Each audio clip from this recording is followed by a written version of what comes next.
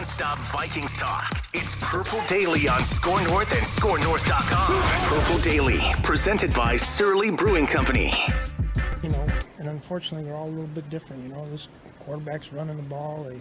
We miss a field goal at the end. Just different scenarios. We're trying to work through all of them, so that we can start winning these games. We haven't won them yet, so we've had a little bit of, the injuries and COVID and things like that, and we just got to overcome it. But Yeah, Zim, you are correct. What now? 3-5 going into the Chargers game in Los Angeles on Sunday. It is Purple Access. Solgad, Chip Scoggins, executive producer, Declan Goff, and Chipper. Where? So in our long time of either covering this team together or at least covering it, period.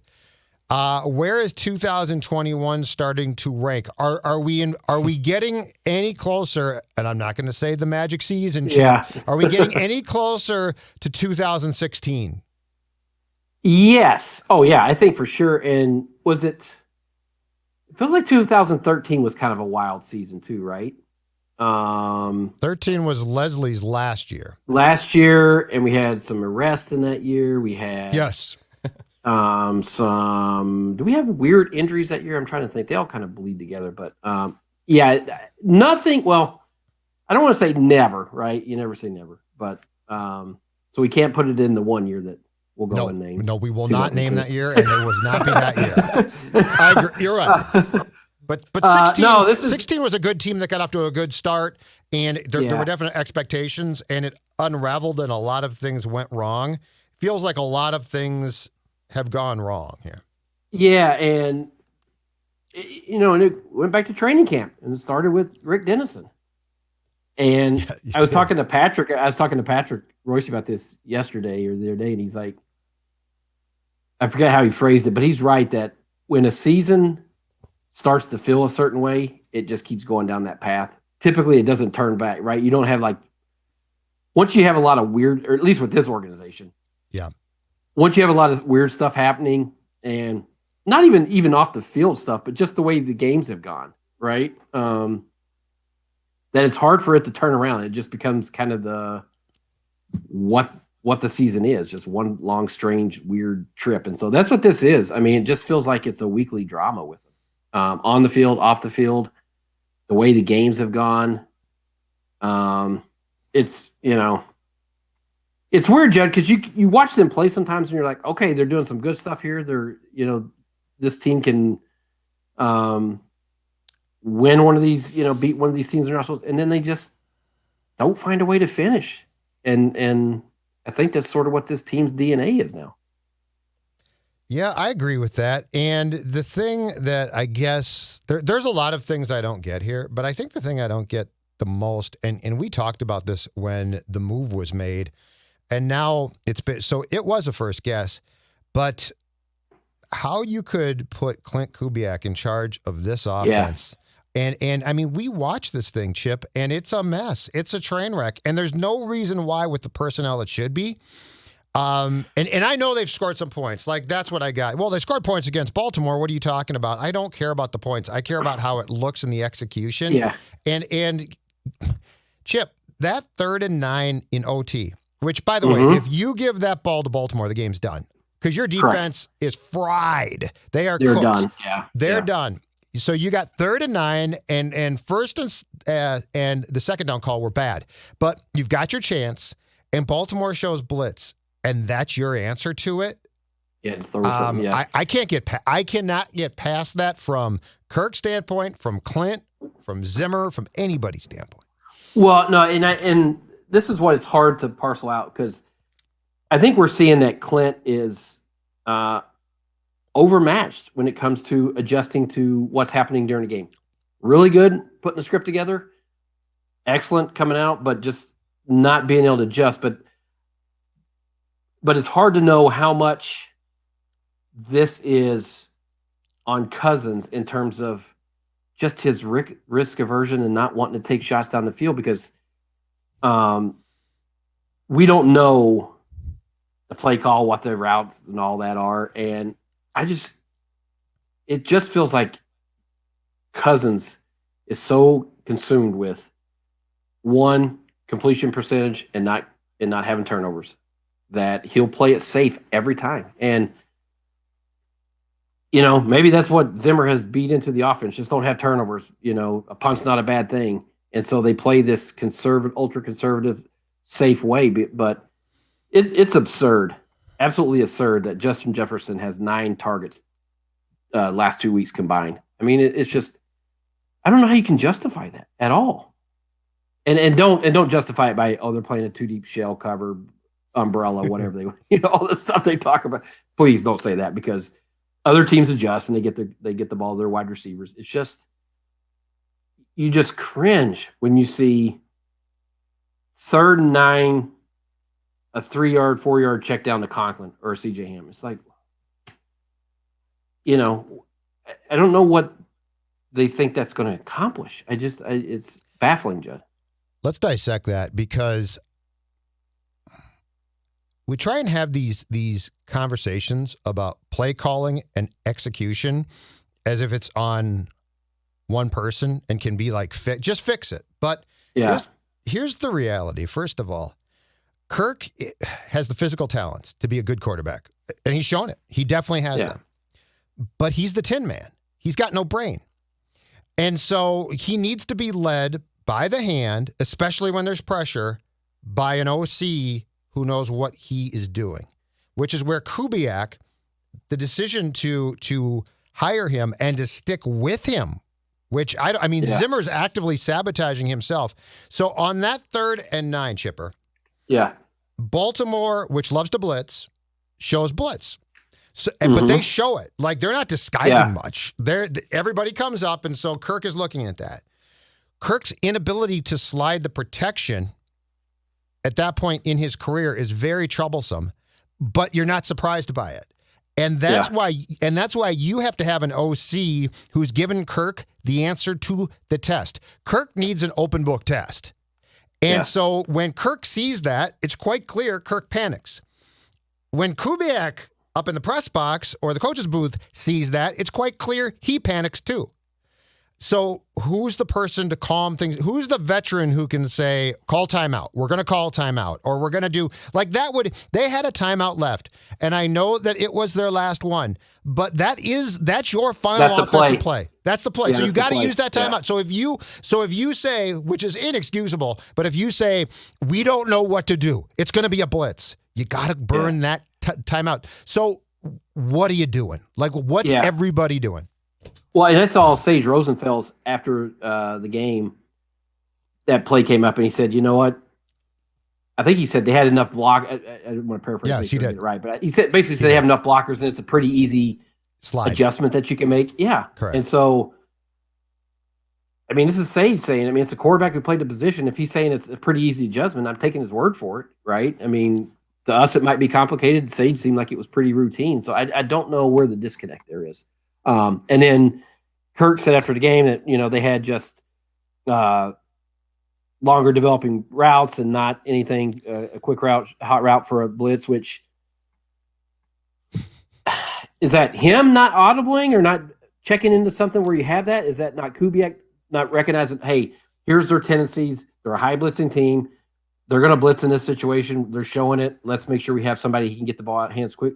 I don't understand where the disconnect is.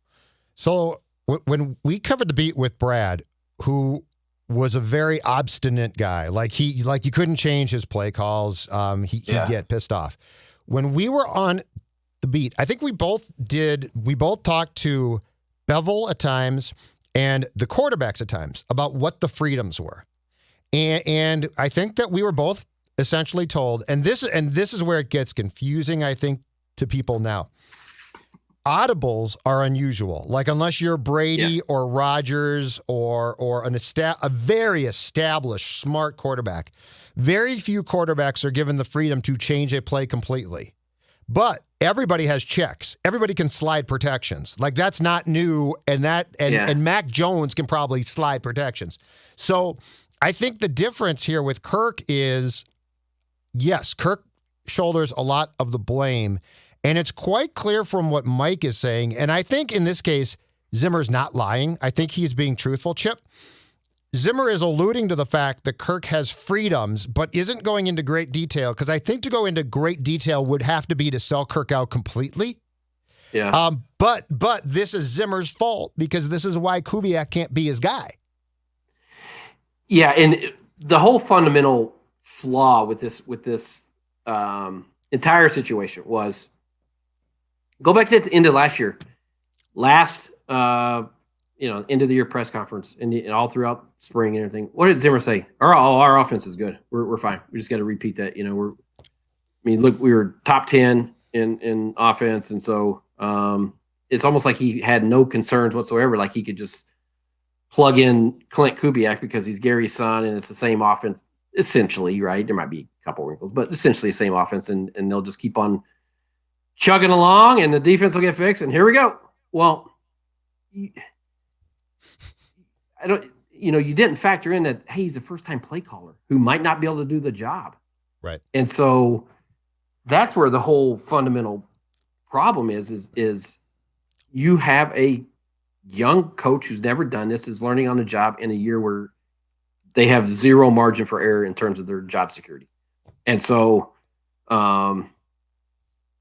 it's just the lack of adjustments during the game after they get past their scripted, and just falling into this conservative.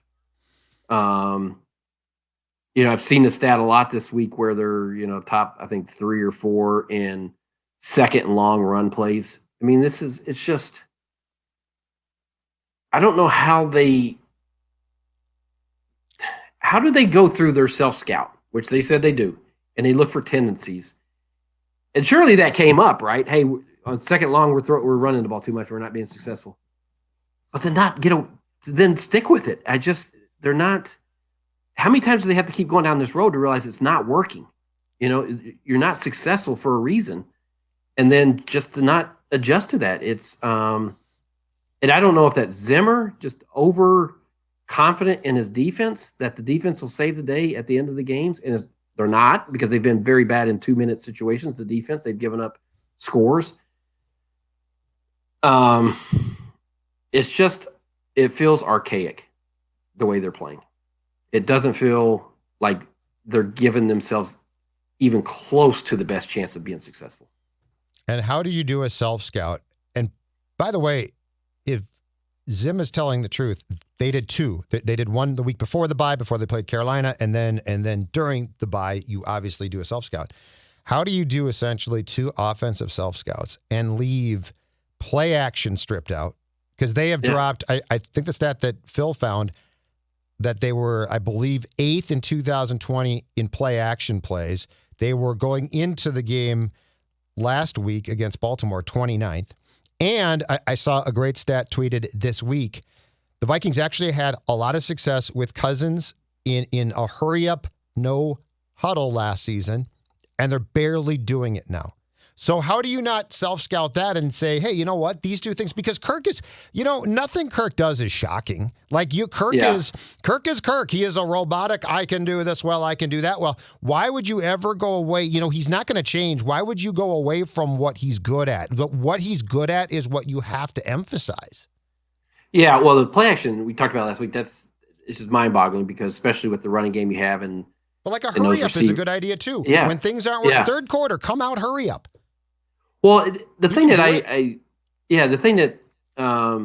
that baffles me, okay, scripted play, take deep shot, it works, Jefferson, and then you basically ignore him the rest of the game, and then they come in, it's like, wow, boy, they adjusted, they did the 2 shell, and they had the high, they were blank. It's like, hooey. Why can't you come up with a quick screen, or some way, do a jet sweep, or you can scheme around that to get the ball in your best player's hands? I wonder if they just sit there in the game and like, does it dawn on them that they're not that they're not getting the ball to their top receiver, and they may sit there and like, okay, hey, they're taking away this deep shot. Well, then work at the intermediate. Do something different to say there's got to be something in your play sheet that can get the ball in his hands in a quick rhythm way that allows him to try to go make a play. So and maybe we're oversimplifying it. I don't know that we are, But it's frustrating how they're just continuing to beat their head against the wall and think that they're going to get different results. I mean, it's just, I don't understand their process of once the game starts, after you get past the scripted, it just feels like everything comes to a screeching halt. Yep. And where is Thielen? Where is Osborne? Why is Tyler Conklin like the guy now? Yeah. The Irv Smith idea I actually loved, and I think he's really good, but he's hurt. And Tyler Conklin and Irv Smith are fellow tight ends in name only.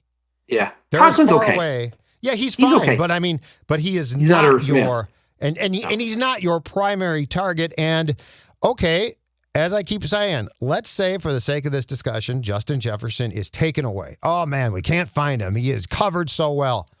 Are you telling me Osborne and Thielen, they're also gone? No, it's not possible. We're oversimplifying the discussion as far as I am concerned, as far as just do it. But but we aren't, in the sense that I guarantee you, if you look at the coach's film, all three guys are not always covered. But Kubiak and Cousins probably don't want to be yelled at, right? And they know the default is, well, we're being safe and we're handing the ball to Dalvin, and Zim's like, that's what we need to do. And this is where I think it traces back to Mike as well. Mike does not get off the hook for this. No, because he sets the whole template of how this thing's run. But yeah, it does go back to, we mentioned Conklin. See, that's where I think there's no way that Klint Kubiak is drawing up plays to throw it to Tyler Conklin this many times. No, it's the quarterback that just will not take a chance, or is not seeing it, or doesn't feel comfortable, making lower percentage throws, even though you have two good receivers that make ridiculous catches. I mean, how many catches have you seen Adam Thielen make in the last 4 years where you're like, man, how did he catch that one? Just go up and get the ball. But he's not giving them opportunities to do that. And I just don't know why he won't pull the trigger. I think it's just his personality and the way he does it. He values completion percentage and low turnovers right now. And maybe because he got beat over the head so much the last couple of years with the interceptions that he threw, that he's like, you know what, I'm not going through that again. I'll just, if there's any doubt, I'm going to check it down to my tight end or fullback. But it's just like those two, the drives after they had the two turnovers is why this team is not winning, right? You had a chance to go up 21-3 at halftime. I'm not saying the game's over then, because the Vikings are, but going in that locker room at 21-3, you're feeling awfully darn good about how where you're at. And, you have a negative run and then two really bad throws he overthrew, I think it's Jefferson and Thielen, right? On second and third down. And then you have to kick a field goal. It's like, and then, obviously the one in overtime where you do nothing, you go 3 and out. It's just, this is why they're losing. You're playing so conservative and just afraid to keep your foot on the gas or put your foot on the gas, and you're leaving the door open for teams to come back and beat you. And they're wondering like, wow, how's this happen? I mean, it's just happened so much. This is weird. It's not weird. There's a reason, And Mike is coaching games as if he has the 2017 defense. Like he has the 85 Bears. I mean, right. But that's exactly right. But I mean, he is coaching this team like his defense is fixed. And they're not. To your point, they are giving up. I mean, they are hemorrhaging points late in games. And instead of saying, okay, this isn't working, he is almost trying to run a scheme that works under the assumption his defense is always going to hold. And that OT in Baltimore, I don't even fault them. What was it? Baltimore ran 85 plays, 84 plays, some ridiculous number. If you count the penalties taken back, I mean, Kendricks and Barr and Woods and Bynum all played 98 snaps, Judd. 98! Yeah. And now Barr's hurt in an again. NFL Shocking. game. His knee's bad again. 98 plays in an NFL game. That's a college game. A high-scoring college game. So, no, where their problem is defensively is, and I know Zimmer had all the stats last week, the number one in sacks and all that. It's those critical where, hey, got to have a stop right here. 2 minute, you got to bow up and make a stop here. You got to shut them down, and they're just not able to do it. Right, but and that's part of why this, they were wore out last week. They're just completely worn down. Right, but that's why you have to embrace what the offense can do, and instead, but instead, they are running an offense that almost assumes that they have the Vikings receiving core from circa 2007. Yeah, it's it's bad. That's where you have to keep your foot or put your foot on the gas on offense, because you can't assume your defense is going to bail you out every single week. They might do it occasionally. Yep. But it's just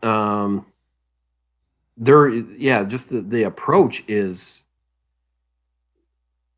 it does start with Zimmer to me. I mean, I know we were dumping on Kubiak and Cousins, and they deserve their share, but the head coach sets the philosophy and how this thing is going to be. So he absolutely bears the ultimate responsibility. And why this coach, who's impatient, would think that a first-time play caller at the age of 34, and I don't care whose friend he might be or whose son of a friend, why Mike thought that going into, as you accurately put it, a make or break year, why he thought this is going to work, I have no clue. Do you think, no, I'm just interjecting a point here. Do you think he did that thinking he was going to have Rick Dennison help him? Probably. Yeah. Like he was going to be the old voice? Yes, I do. Yes, I do. Like if he knew Dennison was not going to be there, do you think he makes the same decision? Maybe he does. I don't know. Yeah, but I wonder if that was part of the whole thing. Hey, I got Rick Dennison, a guy I trust, a veteran coach. He's going to be there to help him out. And then, oh, by the way, no, he's not. I wonder if that was part of his equation. It very well could have been, because yes, I do think I think that the Dennison thing was a far bigger deal than we gave it credit for, because Mike loves those old crusty coffee drinking coaches. He loves those guys. Stop in my office and we'll talk some football, and they can swear up a storm and game plan and talk about the 1958 championship game. Yeah. Yeah, I think that you're probably right. But nonetheless, I mean, it's been dicey. And I guess what I don't get now is he continues to stick with Kubiak despite the fact he's drowning. Yeah, what would be get him your some option, help? though? Yeah, get him some help.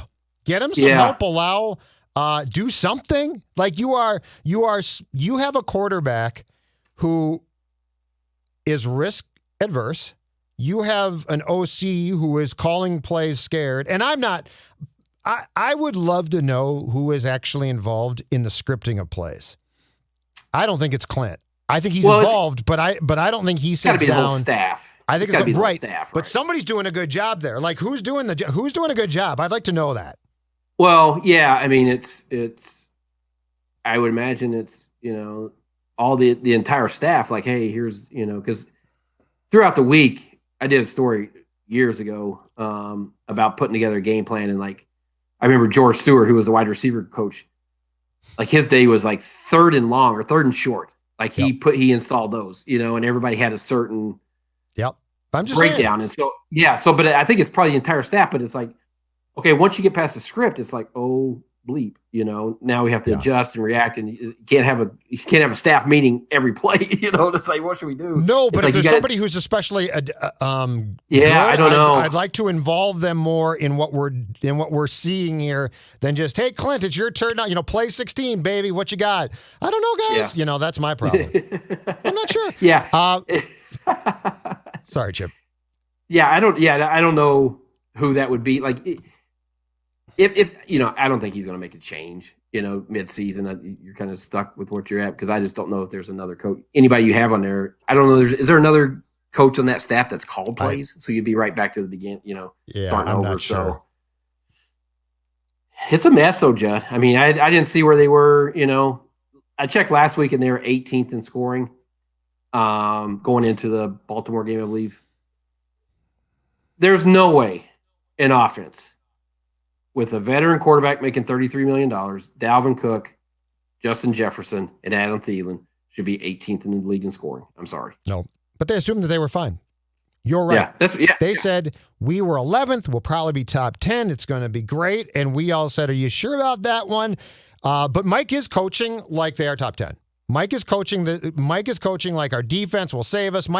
It's almost like he's not watching the same games at times that we are. And that's what's baffling.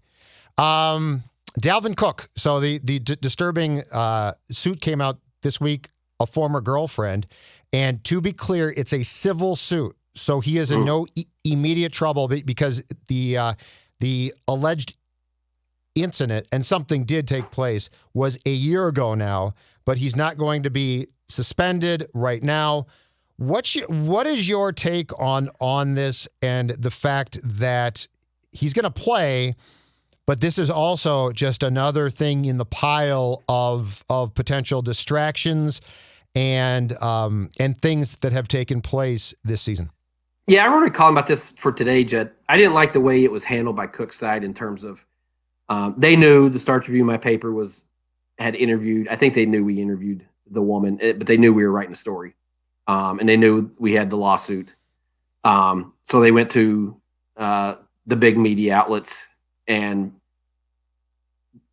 painted a story that, and maybe they believed it, but they didn't give them the full story, or the main media outlets didn't get both.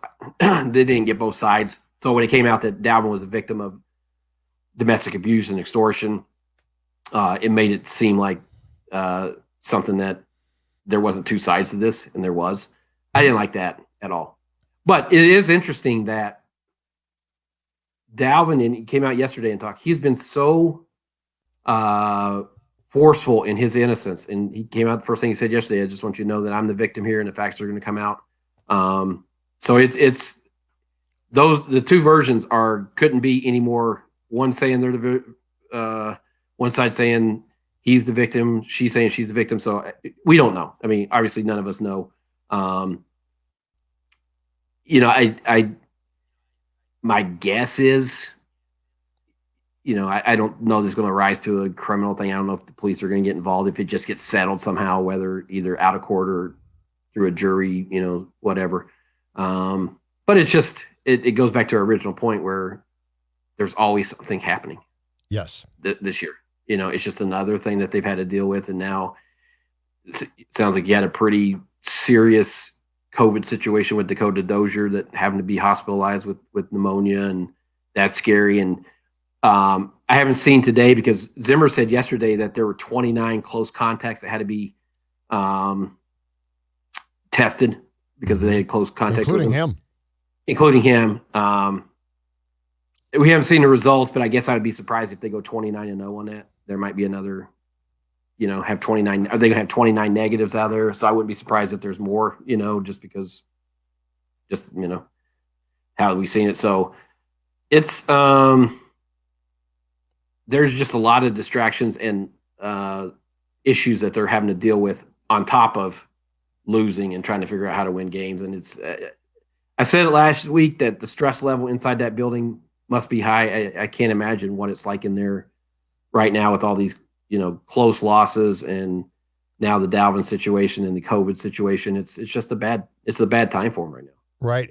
And so you go play the Chargers on Sunday, and the last time I checked, he struggled in back-to-back games, but played well against Philly. Justin Herbert is having a very good year. And now you've got a secondary that's going to be on Sunday without Harrison Smith, Patrick Peterson, Dantzler, and Breeland. But Breeland seemingly gets hurt, once per game? Yeah, and so that brings in Chris Boyd, who should not be playing. Chris Boyd should not be ever on a field actually being asked to play cornerback.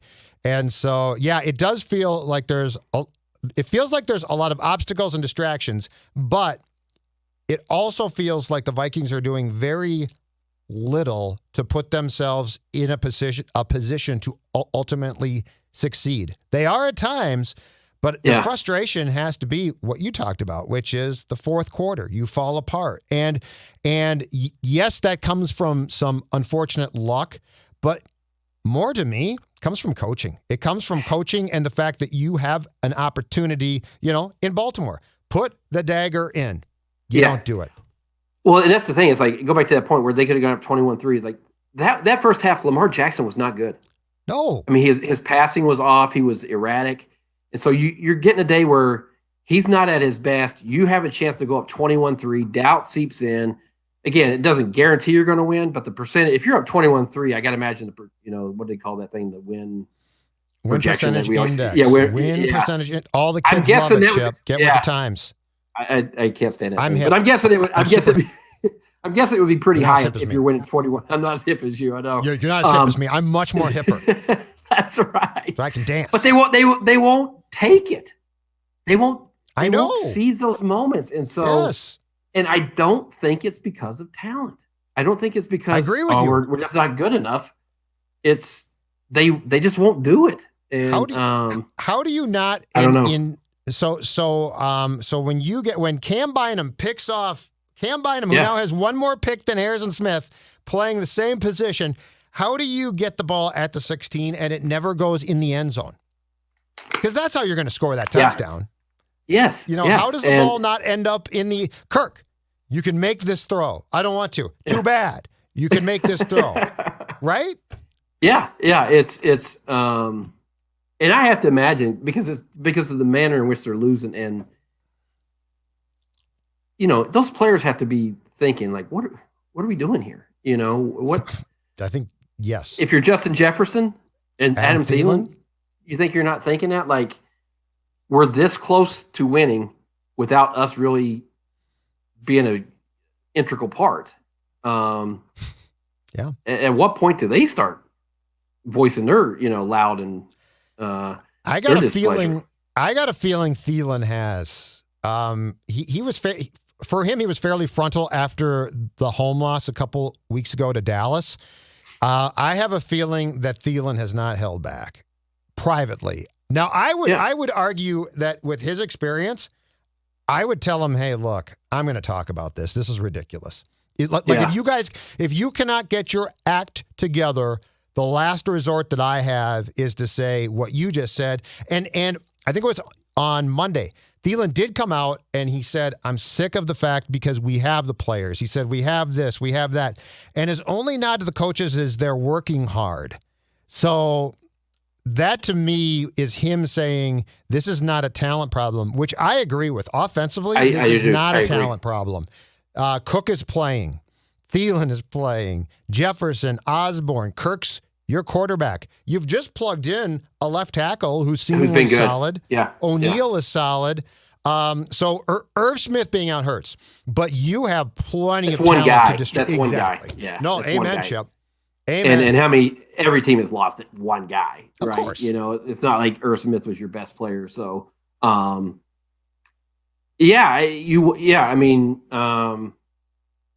those guys can talk and beg and plead and campaign all they want behind the scenes to the thing. But if Kubiak and Cousins don't execute it in games, then it's just not. They have to take that and apply it, and it's just.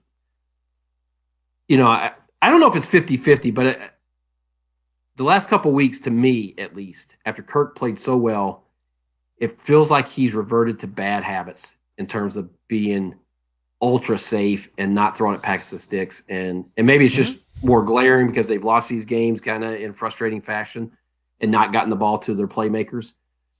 But it just the last 2 weeks really feels like he's gone back into that check down mode. But this is Kirk too, right, Chip? Like Kirk is up and down, and so the good doesn't surprise me, and this Kirk does not surprise me. So I think this is just Kirk. Yeah, but I mean, it also comes down to coaching. Yeah, and his good had been pretty extended there up until that recently because he was on a roll, and it went back to last year too. So I felt like maybe he was turning a different type of corner and becoming because he was comfortable with the offense. Remember we were talking about that. Another year in the offense. Coordinator. Yep. Feels this new Kirk, and it's just like, where has that gone? But what throws Kirk for a complete loop? Blitzes, pressure. Yeah. And we can't always teams blitz. We can't always be like, well, the guard wasn't perfect on that play. No quarterback is kept clean. But the Cowboys and the Ravens have done a great job of bringing pressure. The answer is the problem is the good quarterbacks can buy time and shuffle, right, and keep their cool, Kirk immediately checks down. Yeah. And so it's like there's not that next, okay, I've got to get rid of the ball quickly, which Kirk was doing great early in the season, but it has to go to Jefferson. It has to go with Kirk, Chipper. It always seems to be check down or I'll just small screen pass. Yeah. Well, it's easy to sniff out. Yeah, and we've seen games where the offense line absolutely sabotaged the thing. I wouldn't say that's been the case here. Have they been great? No. Has there been some pressure? Yeah, but guess what? Quarterbacks face pressure. And of course, yes. It just feels like he's not letting. It's gotten to him to a point where he's fallen into that habit of thinking he's had more pressure than he does, and he's just getting rid of it before and not taking the chances. It's not so much the pressure; it's just not wanting to take a shot in a tight space down the field and risk the turnover. That's the way it feels to me. Yes, in some cases, I agree. Now, on the 3rd and 9 play, I will say this, and this is why they should have just called a damn timeout. The lack of adjustments to the routes, like Jefferson and Thielen ran what looked like fairly complex routes. They should have, when they knew that pressure was coming, had the ability to cut those off and just make at least one of them. Yes. Yeah, at least one of them. And instead, I believe they sort of crisscrossed, and the actual intended receiver on the pass was Thielen, although it was probably closer to Justin. That's the sort of thing that has to be simplified. Like right then, okay, they're bringing pressure. What's our counter? Because we're going to have to go quick here. And instead, and then Kirk being Kirk talks about, well, they're slow developing routes. That's not an option. No, like somebody got to change that. Yeah, I mean, you can't just say, shrug your shoulders and like, well, we had slow developing routes. It's like, well, why didn't you adjust? Like, if you knew they were going to blitz, why didn't? I don't know that that's an okay answer. It's like you got to be able to adjust there, and so you don't get stuck in that situation. So that's the frustrating part. Like when you watch it and then you hear that and you're like, that felt like that was avoidable. It was, and you just had to get that first down. I don't care how you do it, you have to get that first down. Not an incomplete, hurried pass that hits the ground and nobody really had a chance at. No, I just kind of threw it up, in desperation. He just panicked. I guess that's the right word. It just, some of these things feel avoidable, and they're, for whatever reason, they're not like making... the losses, Chip. The losses feel avoidable. You can win these games. They just don't. Yeah. Hey, your Vols. Beat Kentucky? Yeah. Okay, I was going to say, you appear to be proudly representing your Vols. Yeah, that's right. Are things going well now? Yeah. Have we stopped throwing stuff at opposing coaches and I'm feeling good. Being chastised and being Bush League? I hate to say it, but no, that was bad. That was not our finer moment there. That was your guy Lane. You guys used to be tight. And he kept the golf ball. Used to call. He kept the call. He's become a very cantankerous. He's funny. We beat Kentucky, and that was an upset. And so I'm very happy with what Josh Heupel and the new coaching staff have done, considering. Look at you. And considering how much personnel we lost during the transition, this has been a very positive season, I would say.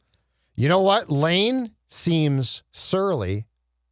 Which makes me want to talk about Chip Scoggins, our favorite beer in particular, Surly Brewing Company, proud sponsor of Purple Daily, Purple Access, Surly Furious. So, all right, Chip Scoggins, what's the weekend plan when it comes to you and a little bit of Surly Furious?